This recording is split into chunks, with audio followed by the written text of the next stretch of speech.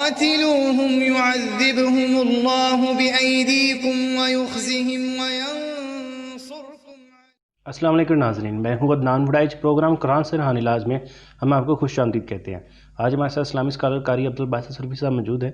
آج ہم ان سے پوچھیں گے کہ نیا کاروبار شروع کرنے سے پہلے کون سا وظیفہ کرے جس سے اس میں برکت ہو۔ السلام علیکم قاری صاحب۔ وعلیکم السلام ورحمۃ اللہ۔ جی قاری صاحب۔ الحمدللہ وقفا والصلاۃ والسلام علی رسول اللہ، اما بعد۔ عدنان بھائی، جب انسان کوئی بھی کام کرتا ہے اس میں کچھ چیزیں ہوتی ہیں جن کو کرنے سے وہ کسی بھی کام میں کامیاب ہو سکتا ہے۔ جی، سب سے پہلی چیز جو آپ نے سوال کیا ہے کہ کوئی نیا کاروبار کرنا چاہتا ہے یا کوئی بھی کام کرنا چاہتا ہے، اس کی کامیابی کے لیے کہ وہ کامیاب ہو جائے، ہر بندے کی یہ کوشش ہوتی ہے کہ وہ کامیاب ہو جائے۔ کچھ چیزیں، کچھ عمل، کچھ باتیں ایسی ہیں جن پر عمل کرنے سے انسان کامیاب ہو سکتا ہے۔ وہ کون سی چیزیں، کون سے عمل، کون سی باتیں ہیں؟ ان میں سب سے پہلی چیز نیت کا صاف ہونا۔ وہ آپ کا کام ہے، کاروبار ہے، کوئی بھی معاملہ ہے، وہ اگر آپ چاہتے ہیں اس میں کامیابی، اگر چاہتے ہیں اللہ تعالیٰ اس میں برکت ڈال دے، اگر چاہتے ہیں کہ وہ آگے بڑھے دن بدن، تو اس میں آپ کی نیت کا صاف ہونا ضروری ہے۔ جن کی نیت اچھی ہوتی ہے، اللہ تعالیٰ خود بخود ان کے جو ہے معاملات کو آگے بڑھاتے ہیں، ان کے معاملات کو آسان کرتے ہیں۔ جی، اس کے بعد کام کو خالص کرنا۔ آپ کا جو کام ہے، جو آپ پیش کر رہے ہیں لوگوں کے لیے، جو آپ کاروبار کر رہے ہیں، وہ ایک تو خالص ہو، اس میں ملاوٹ نہ ہو، اس میں دو نمبری نہ ہو۔ اور اگر آپ اپنے کسی ساتھی کے ساتھ مل کے کاروبار کر رہے ہیں، اگر آپ کسی کو اپنا پارٹنر بنا رہے ہیں، جی، تو یہ سب سے اہم چیز ہے کہ آپ کبھی بھی، اگر آپ چاہتے ہیں آپ کامیاب ہو جائیں، کبھی بھی اس کے ساتھ جو ہے وہ دو نمبری نہیں کریں، دھوکہ نہیں کرنا ہے اس کے ساتھ۔ اس کے ساتھ دھوکہ نہیں کرنا۔ سب سے خطرناک چیز، کاروبار تباہ ہو جاتے ہیں جو بندے آپس میں ایک دوسرے کے بارے میں ایسے معاملات رکھتے ہیں کہ وہ دو نمبری کرتے ہیں یا ایک دوسرے سے چھپاتے ہیں باتیں۔ تیسری چیز جو سب سے اہم اور ضروری ہے، کوئی بھی آپ کام کرنا چاہتے ہیں، کوئی بھی کاروبار کرنا چاہتے ہیں، اس کے لیے سب سے اہم اور ضروری ہے، آپ چاہتے ہیں، ہر بندہ کام کرنے سے پہلے سوچتا ہے کہ یار یہ میرے لیے بہتر ہے یا نہیں ہے، جی، مجھے کرنا چاہیے یا نہیں کرنا چاہیے، اگر میں کروں میں کامیاب ہوں گا یا نہیں ہوں گا۔ تو اس لیے یہ کام کرنے سے پہلے وہ استخارہ کرے، اچھا، یہ بہت ضروری ہے۔ اور اگر وہ اس کے لیے کام بہتر ہوگا، نفع کا باعث ہوگا، دین اور دنیا کے لیے فائدے مند ثابت ہوگا، تو وہ استخارہ کرے گا تو اللہ تعالیٰ اس کے لیے بہتر راستہ نکال دیں گے۔ استخارے کا معنی یہ ہے اللہ سے مشورہ کرنا۔ جی، اب بندہ یہ نیا کاروبار شروع کرنے لگا ہے تو یہ اللہ سے مشورہ کرتا ہے، اللہ میں فلاں کام کرنے جا رہا ہوں، یہ میرے لیے، یہ میرے دین کے لیے، یہ میری دنیا کے لیے، یہ میرے مال معاش کے لیے بہتر ہے، تو میرے لیے اس کو آسان کر دے۔ اگر یہ نہیں بہتر، اگر یہ میرے لیے فتنے کا باعث بنے گا، تو خود بخود اس کو میرے سے دور لے جا۔ دعا استخارہ کا معنی یہ بندہ اللہ سے مشورہ کرتا ہے، اللہ میں نہیں جانتا، تو جانتا ہے، اس کو بہتر کر دے۔ اللہ تعالیٰ انسان کے حق میں اگر وہ کاروبار بہتر ہے، اگر اس کے جو اس کاروبار میں اس کے لیے کامیابی لکھی ہے، تو اللہ تعالیٰ اس کو کامیابی کے راستے پر لگا دیتے ہیں۔ وہ خود بخود اس کا کام سیدھا ہونے لگ جاتا ہے، وہ اس کاروبار کی طرف چل پڑتا ہے، وہ کاروبار کرنے لگ جاتا ہے۔ اور اگر نہ بہتر ہو اس کے لیے، اس کے دین دنیا کے لیے، مال معاش کے لیے وہ بہتر نہ ہو، اس میں اس کے کاروبار میں جو کرنا چاہ رہا ہے کامیابی نہ ہو، اللہ تعالیٰ خود ہی رکاوٹ ڈال دیتے ہیں، کیونکہ اس نے اللہ سے مشورہ کیا۔ استخارے کا معنی اللہ سے مشورہ۔ اللہ سے جب بندہ مشورہ کر لیتا ہے اور سارے کا سارا معاملہ اللہ کے سپرد کر دیتا ہے کہ اللہ تیرے سے میں مشورہ کر رہا ہوں، میں نہیں جانتا، تو جانتا ہے، میں یہ کام کرنے والا ہوں، میں یہ کام کرنا چاہ رہا ہوں، اب میرے لیے بہتر ہے یا نہیں ہے، میری کامیابی ہے یا نہیں ہے، میں اس میں کامیاب ہوں گا یا نہیں ہوں گا، یہ تو جانتا ہے، لہٰذا میں یہ کرنے لگا ہوں، اس لیے تجھ سے پہلے مشورہ لیا ہے۔ اگر وہ اس کے لیے بہتر ہوگا تو اللہ تعالیٰ سارے معاملات آسان کر دیں۔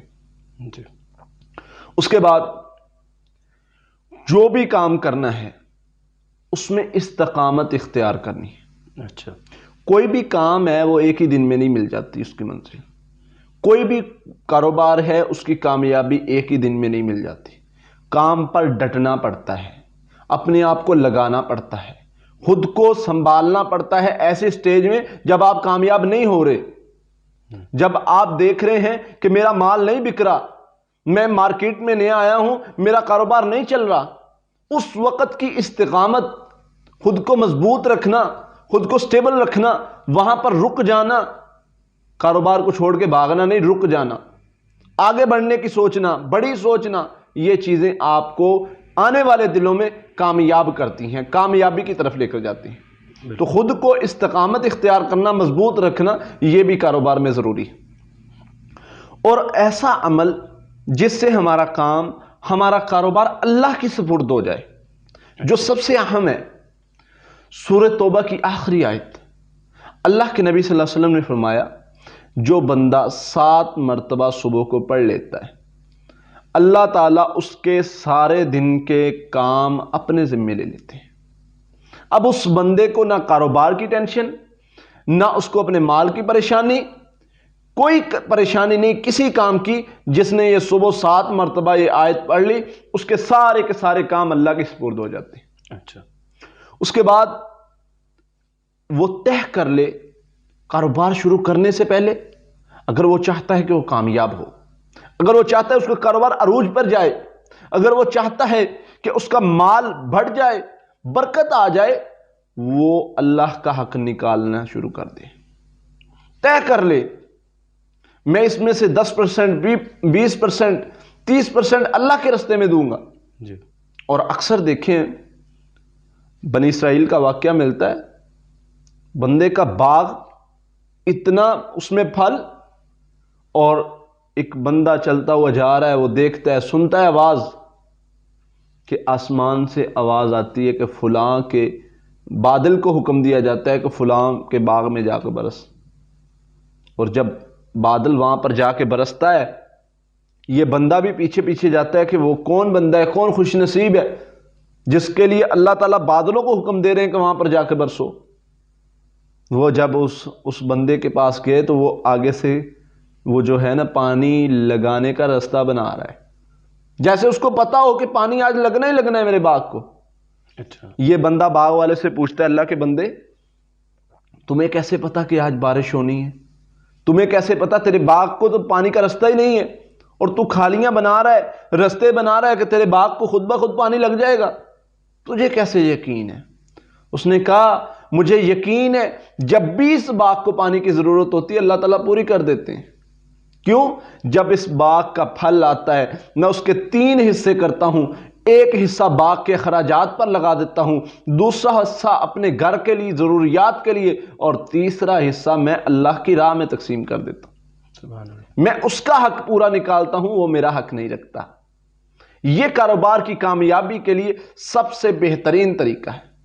ایک صحابی رسول تھے، اللہ تعالیٰ نے انہیں بہت بڑا کاروبار دیا تھا. تو وہ کسی نے پوچھا کہ آپ کی کامیابی کی وجہ کیا ہے؟ کاروبار کو کامیاب بنانے کے لیے 2-3 وجوہات انہوں نے ذکر کی کہ جن وجہ سے میں کامیاب ہوں. ان میں سے ایک کہ میرا مال جب آتا ہے تو مجھے تھوڑا بھی نفع ملے میں فروخت کر دیتا ہوں. اچھا. جب تھوڑا نفع بھی ملے فروخت کر دیتا ہوں.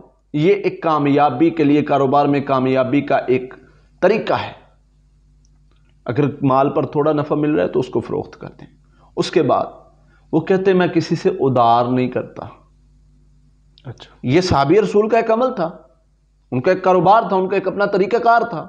لیکن وہ کامیاب ترین ان لوگوں میں سے گنے جاتے تھے جو کامیاب ترین بزنس مین تھے، کاروباری تھے، جن کا کاروبار عروج پہ تھا. ان کی 2 یہ جو تھی باتیں، جو عمل تھے کہ وہ تھوڑے نفع پر فوراً اپنا مال فروخت کر دیتے تھے، تھوڑا بھی نفع ملتا تو فروخت کر دیتے. اور دوسری چیز وہ ادھار مال نہیں دیتے تھے. یہ طریقے کچھ ہیں جو انسان کو کامیاب کاروباری بنا دیتے ہیں، کامیاب بنا دیتے ہیں، اس کے کام کو، اس کے کاروبار کو کامیاب بنا دیتے ہیں۔ جو بندہ ان باتوں پر عمل کرتا ہے، جو بندہ اللہ کا حق نکالتا ہے، جو بندہ اللہ کے سپرد کر دیتا ہے، جو بندہ اللہ سے مشورہ لے کر کام کرتا ہے، اللہ تعالیٰ اس کے کام کاروبار کو ہمیشہ کامیاب کرتے ہیں۔ بہت بہت شکریہ قاری صاحب۔ جی ناظرین، اگلے پروگرام میں اگلے سوال کے ساتھ آپ کے سامنے پھر حاضر ہوں گے، تب تک کے لیے اللہ حافظ۔ قاتلوهم يعذبهم الله بأيديكم ويخزهم